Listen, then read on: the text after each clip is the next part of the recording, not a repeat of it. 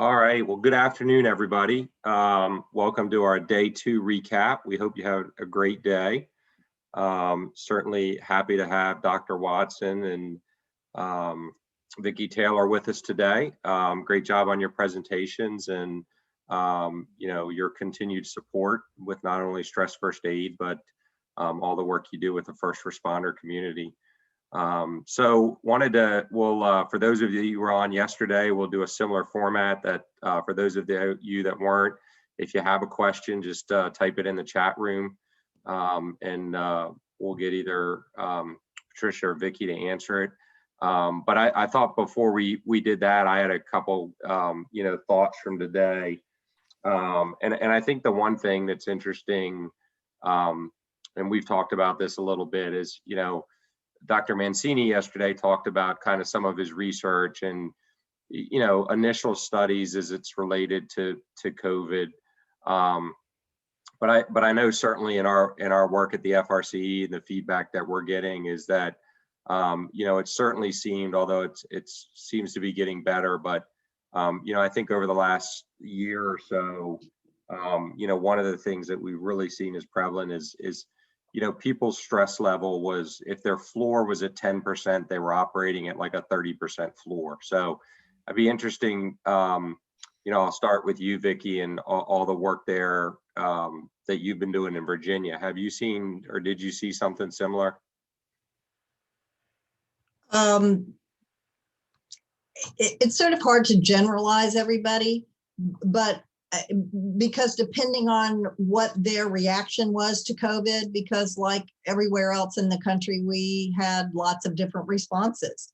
Some people were terrified, some people thought it was a hoax. So depending on that, and sort of what your baseline was, but I mean, we can say generally that if typically you're at 10% and we pile on something that is a challenging event, people are going to be struggling and be at a higher percentage. And that's that happens pretty much across the board. Yeah.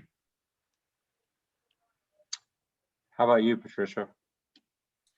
I would definitely agree that there was a lot of pressure put on people, multiple roles they had to be put in if their children were home. Definitely a lot more pressure at work from what we've heard, and losses and fears. We also note, as Vickie said, that there were barriers put up between people feeling like they could talk to each other depending on what their views were about COVID. So that created a smaller social support network for people, and that can be stressful for people. And what I would say is that, as I said in the presentation, you really have to adjust whatever it is that helps you with stress, dependent upon your capacity. And the last thing that I've always wanted to have happen with stress first aid or any type of, program related to stress is that people use the program to beat themselves up even more by saying, well, I'm not even doing these things that are so simple, or, I can't do these things, which is why I've repetitively said all year, do what you can, be very patient with yourselves and others, because really everybody's doing the best they can with what capacity they have. And you never know what's happening in a person's life. They may have just lost a parent to COVID, or they may be really struggling with children, trying to homeschool them, or there's multiple things going on for people. So it can be really challenging. Well, I think that's a real good point, and particularly when you think of, just that thought process of do what you can, and there's so many things that, a lot of firefighters are active people, obviously, and so, many of the things that we would do as firefighters, right, from a stress management perspective, you couldn't go out and do. Yeah. You couldn't go out, you couldn't go to your gym. Yeah. You couldn't do a lot of the things socially that you would do, and I certainly think that. Was challenging. It kind of compounded itself in many cases. Even in the firehouse, Ed, there was eating dinner in shifts. So even some of the things that traditionally brought people together didn't. because you had to have more social distancing, more space between people. So there were shifts and different ways of doing things that did not facilitate connection. Yeah. In our we had a wildland firefighter refresher this month for Stress First Aid, and I played a short clip of Jordan Peterson talking on Dr. Oz, where he's talking about dealing with loss. And what he said was, it's important to sometimes couch these major stressors in our life as an opportunity for figuring out, what could this do to contribute to my own growth so that I am better at dealing with things like this, and so that I can be a beacon for others, so that might be the only thing that gets people through this, is thinking about long-term growth and development, long-term, what's the meaning of my life? Why am I here? What do I want to do with this opportunity? And maybe the only thing I can focus on is how I can be of service to the people around me, so that we have some sort of rallying point and aren't just overwhelmed by this, which I think is sometimes helpful for certain people. Everyone has their own, I think, way of figuring out, how am I going to get through this? For a lot of people, it's falling back on faith, philosophy, values. For some people, it's more in the moment types of practices that they do. For others, it's, serving others. It really depends on the person. Well, and to a certain degree, I think that, if you can get through the challenge of the last year and being inundated with things, probably to a degree that's never been seen before, there's certainly an opportunity to look at that in a positive light going forward, just like you were saying. That if we can get through all these things and really sit back and think about all the things, you mentioned a lot of family dynamics and kids and that whole thing, there's a lot there. So if you've made it through that, there's I think there's something to be said for that. I thought it was interesting, and Patricia, your presentation earlier today, you showed a clip when you were talking about social support in Brene Brown. Oh, yeah. And which I thought was really good. I think that one of the things, we focused today on Stress First Aid really from the coworker perspective and in the firehouse, but when we think about social support and the family element, and so maybe talk a little bit about, certainly you guys have done work about, taking Stress First Aid to the family members of first responders, and that, that the piece she did on the 80-20 rule, I thought was great. So maybe talk a little bit about that on some of the outreach that you guys have done with departments on, not just developing Stress First Aid for the employees or the members, but taking that to the next element with the family members. So we've tried to do that. I mean, we've done that just here and there in different places when there's a need for it. Not everybody is asking for that kind of thing. We started to do it in the military. There've been some programs that have wanted more guidance about that. And in the military, I know that they even, they created stress continuum model magnets to put on their refrigerator, because it would give them a way to have a conversation. Okay, where are you today? What zone are you in today? It's very similar to the clip I played by Brene Brown. For those of you that didn't see it, what she was saying is that she and her husband will have conversations where they will say, where are you at today? And they'll put it on a scale of 1 to 100 in terms of capacity, of energy, of patience. And there are times, typically if one person's at 20, the other person can say, okay, I'll cover you for 80. I'll do some of the tasks that you can't do. I'll try to, be more patient. But oftentimes both of them will be very low, 10%, 25%. And at that point, what you would do is, she says they sit together and try to figure out a plan so that they don't hurt each other, because they know that they're both at very low capacity. And I really like that clip for this year, because that's what I've seen in my own life, in other people's lives. We're all at low capacity. And unless you have some awareness for it, then it's just going to ride roughshod over everybody. You're all just kind of dealing with each other at, when you're very low energy. But if you're capable of saying, you know what, I'm not doing so well, and clearly you're not either, let's try to mitigate this. Let's try to brainstorm and come up with some ideas for how we will not hurt each other. Brene says that they'll, get takeout, they'll cancel things. She's lucky enough to have a house cleaner. For me, it's more like, let's just not clean the house. But anyway, for each person, it's going to be different. And I think that's one of the things I love about the stress continuum model. If you're just kind of matter of fact about it, you're not trying to hide it. You're just, we're all human beings. We're going to have, in years like this, we're not going to be at our best. So let's have conversations about it. And, those clips I played of the combat medics in the keynote as well, I love, because Simon Sinek interviewed these combat medics. And one of the main things I loved about the clips are that they're so matter of fact about just saying, yeah, of course we're going to have stress. We're in this job. Why would we not feel okay about talking about it? It's the same way that we, as Vickie said, get a tune-up for our cars. Why not have a tune-up and be willing to have conversations? And sometimes that's all it takes, is people, not feeling so much shame about stress reactions. In the VA where I work, I've had clinicians say that the one thing that stops treatment for PTSD is shame. And so one clinician said it's like sugar in the gas tank. It stops everything, because a person feels like they're not worthy of getting help, or it's not okay for them to talk about things. And I'm not saying that everybody should be talking about all their stress all the time. I'm just saying that let's start to look at, where are the places where we're really in orange and red, where maybe it would be helpful to figure out what would be most helpful for us. For some, it's talking; for others, it's writing; for others, it's being in nature, fishing. So just make those choices for yourself. Yeah. Kim, I think you raised your hand. Yeah, Kimberly, do you have something to add on that?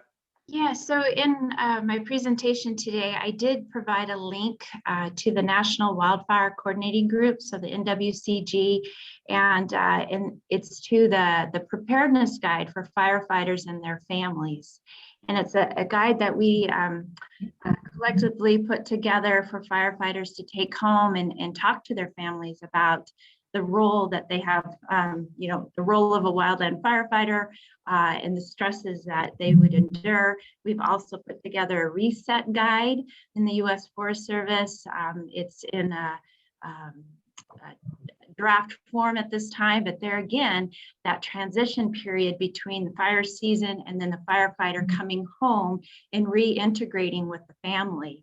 And so within that preparedness guide for firefighters and their family, we have embedded the stress first aid model. And so the families are able to actually see the model and use that continuum model when they're gauging their own stresses of their loved one being away, as well as, when their firefighter returns home and integrating into that family system. So it's one of, pretty proud of that document that it's in within our agency and their wildland fire community. No, that's great. Reminding me of that, Kim. That's a really good example of orange zone behavior for me, that I forgot about that. There've been so many things going on this year that I just forgot. Yeah, it's good example. I think the other thing, Kimberly, while you're on, I think that you guys have really done a great job at the Forest Service in taking stress first aid to another level and getting people to buy in, to do the training and come up with a model that not only will people participate in the beginning, but they seem to stay with it. Trainers that will stay with it year in and year out. So maybe talk a little bit about, the success you've had and how you've been able to build that. Well, I think the success was having those focus groups with Patricia and those early stages of buy-in from folks that were actually aerial firefighters or, field going firefighters. So having that hotshot superintendent say, okay, I'm going to do this, if I could make it my way, and we gave the crews permission, keep the integrity of the model, but adapt it to your needs. And so we've seen that occur time and time again, from our rappelling crews to the hotshot crews to the engine modules. People have made it their own. But I think the consistency and the support from the agency as far as, putting on the trainers, and then just having champions, having people kind of like the advocacy with, our Everyone Goes Home program, right? Just the advocacy for stress first aid. And what I've been seeing since in the last few years, there are people that are champion stress first aid in their own regions. And so I could, as the program manager over the national, I could reach out to people in specific regions who are saying, okay, we're putting this on for, the states of Oregon and Washington. And so we have these large venues, and especially with the pandemic, we're using different platforms and having a lot of support from, like, we have the National Advanced Fire Resource Institute and others in the agency. And what we found as well is not only is it applicable to the wildland firefighter, but as far as the agency as a whole. And so we're having buy-in from, line officers and agency administrators outside of wildland. So that was another key to success, is not only having the folks on the ground who are affected by stress first aid, but also having the leadership involved in our train the trainers, and having that buy-in at that level has only helped us, from the top down and the bottom up, come together. And it's been a great journey.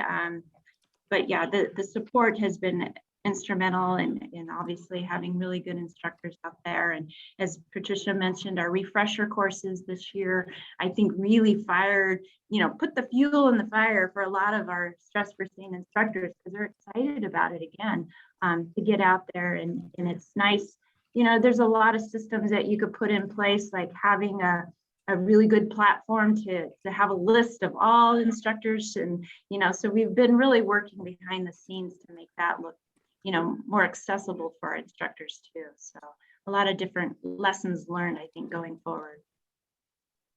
That's great. So it's great to see that. I know, Patricia, you've been a big part of that as well.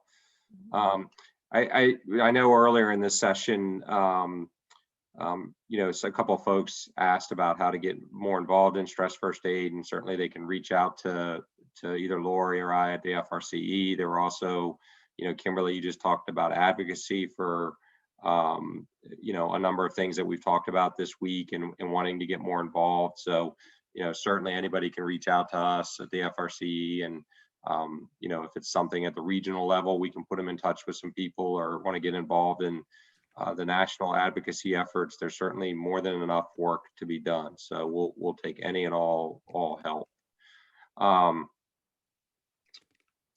Real quick, we've got about 12 minutes left. Just want to throw out again, if anybody has any questions, if you just put them in the chat room, and we'll get to them. I think the other thing, I know in one of the earlier sessions, there were some questions on evaluation of the program from a, kind of a true research perspective. And certainly, Sarah Jenke talked about that in the last hour a little bit, and some of the stuff that she's done. I think that, just from my perspective, and maybe this is the firefighter coming out in me, but, that certainly having empirical data is important. But I think we have a lot of real life examples of how this has worked in departments, and truly been effective. And to a certain degree, I think that that says even more. So, the program's been around, long enough that we've seen a lot of that. So I think that's great. I do want to take a opportunity to say we're excited that we've had an online version of Stress First Aid on the Fire Hero Learning Network for a number of years, that we've updated that with some of the information that Patricia and Vickie talked about earlier today. And we'll have a new online module that'll be based on the FRCE website, launching next week. So that's excited. It's real simple to log in and take. So it'll be great to get that tool out there for everybody to utilize. with the, since we don't have any other questions right now, I'll kind of, to our three presenters today, I'll give you each, about 3 minutes with any closing thoughts on our stress first aid today. And Kimberly, I'll start with you. I'll just go left to right on my screen here. Oh dear, no pressure. Okay, 3 minutes. Well, yes. Well, obviously, thank you for the opportunity to be with all of you today. I go back in time, and I remember the National Fallen Firefighter Foundation invited me to Emmitsburg, Maryland, January of 2007, for the taking care of our own and our local assistant state teams. And I was not an employee of the U.S. Forest Service at that time, but I was a civilian, right? And I was dealing with a lot of post-trauma things, not only grief injury, but just the sights and sounds and taste and touch, my own trauma. And I remember sitting in the classroom, and Vickie was up there, and she showed a slide that said the 10 signs that a firefighter may need help. And I remember I was sitting at a table with firefighters from Illinois and South Carolina, and I started bawling, because it's like, how did she know? How did she know? And then she kept promising me that there's something coming. There's this behavioral health model coming, and it's going to help us and help us understand, the long-term effects of stress. And then meeting Dr. Patricia Watson later, and hearing, having this rollout of the behavioral health model. Looking back in the progression of where we were and where we are now, I hope we take a pause and really applaud our efforts, and just the compassion and the empathy and the patience we've had over time. Time could be a 4-letter word in a negative connotation sometimes, because it does. It takes time. And but I think we're heading in the right direction, and I'm excited for the research that's being continuing to be forthcoming and supporting our efforts. That's just a win-win. So thank you for the time today, and I'll pass the torch to someone else here. Thank you. And again, thanks for all your efforts, and appreciate you taking time out of your busy schedule to be here today. Vickie, we'll jump to you. Well, first, Kim, I just want to say you are such a role model for people about how to weather the world's worst sorts of events, and raise your own awareness about what's happening to you, your needs, and then doing what you needed to do to get the help and support, and now paying it forward. I mean, wow, there is no greater advocate in our country, I don't think, than you for behavioral health among public safety. And it's not just the Forest Service or firefighters. Now you have the law enforcement folks in the Forest Service who say, we want some of that. So it's really a tribute to what Mancini was talking about yesterday, about taking these horrific times in our life and making them somehow work for us. And so thank you for that in an ongoing way. The other thing I will say, and I think Kim has said it really well today, and Patricia talked about it in her keynote, and I think it is really absolutely critical, and that is the role of leadership. And that the longer and the more we're using stress first aid, and as my one person said, thinking in SFA, it is extremely clear to me that there is a very large role for leadership in this. And that just as the leader who gave his quotes said, it's a roadmap for me, and it's simple, and there's 5 things, and I can just sort of stop and pause, because there's all the business to take care of, and then there's the people. And how do I do both? And I think stress first aid is just a wonderful avenue into that. And I love that it's one model for taking care of yourself, taking care of, each other, and for leadership, and then for how we serve our communities. Absolutely. Patricia, you're batting cleanup Okay. here.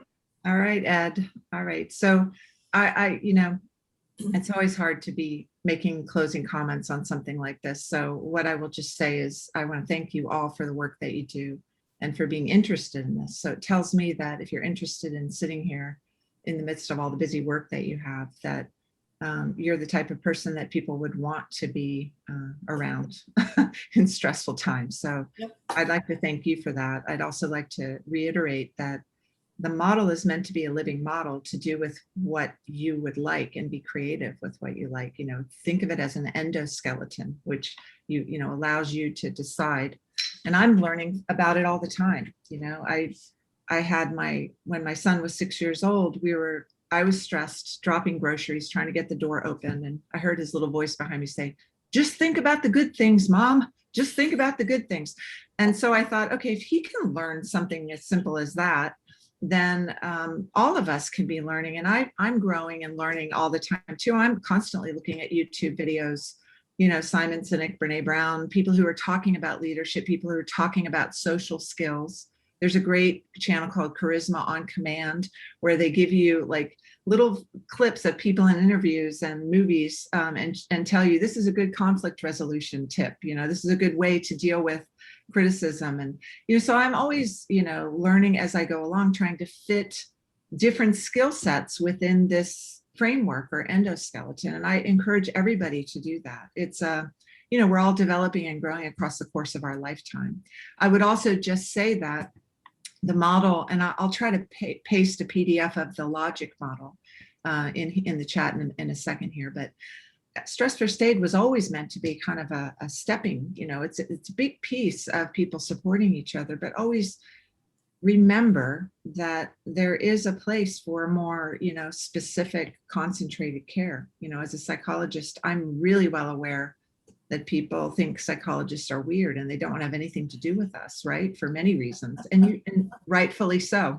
But there is a place, you know, it's like the difference between a massage therapist and a surgeon. You know, you sometimes need a surgeon for things that you don't necessarily want to be in a surgeon's office, but that might be the person you need because a massage therapist has done all they could do.